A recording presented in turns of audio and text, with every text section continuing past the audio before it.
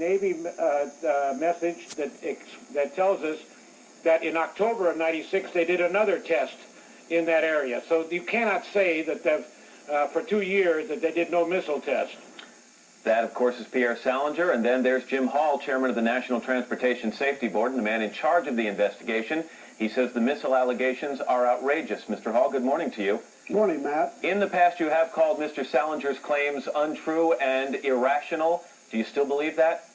I'd rather not focus on Mr. Salinger, but the facts. The best witness to what happened to TWA-800 is the aircraft itself. We spent millions of dollars working with the FBI and retrieving this 400,000-pound aircraft from 120 feet in the Atlantic Ocean. We have over 90% of it in a hangar in Calverton, New York. Our investigators have meticulously gone over that plane, and we're in the process of reconstructing it. Right now, we have no evidence, no physical evidence, that a missile or bomb exploded and caused that accident. However, over the last 8 months, your investigators and FBI officials have said there are 3 possible theories: a mechanical failure, a bomb, and a missile. If the missile theory is still open, why are you so sure that Pierre Salinger is wrong? Well, I think what Mr. Salinger is saying is that the Navy shot the plane down, and I think that's wrong. I think the FBI has looked at that. I think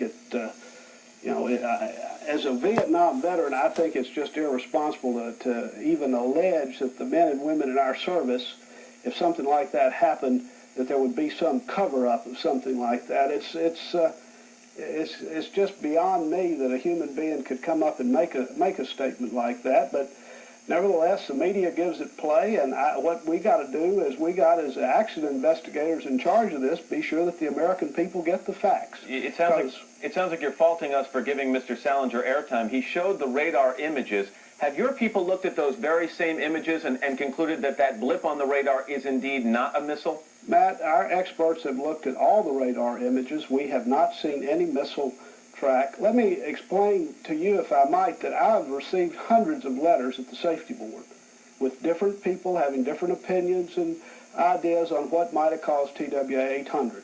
We try in a very responsible way to consider those and respond to everybody and take any information that we have, because this is an ongoing investigation. Mr. Hall, let me finish with this. When will you be willing, and your investigators be willing, to say you are 100% certain that a missile did not bring down this plane?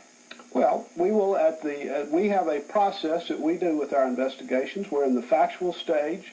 It has taken us longer because this reconstruction of this entire plane, which you've seen the television pictures of, is going to take some time. And at some point in time, first of all, let me say, Matt, if at any point in time we find that there's any evidence of a criminal activity, we'll give that information to the FBI and turn the investigation over to them. Okay. If not, we'll continue our process, and at the appropriate time have a hearing, and all the factual information will be available for the American public. Jim Hall, chairman of the National Transportation Safety Board. Mr. Hall, thank you for joining us. Thanks, Matt. All right, 8:04. Katie has more now on the morning's other top news story. That's right. Matt, excuse me, another major development in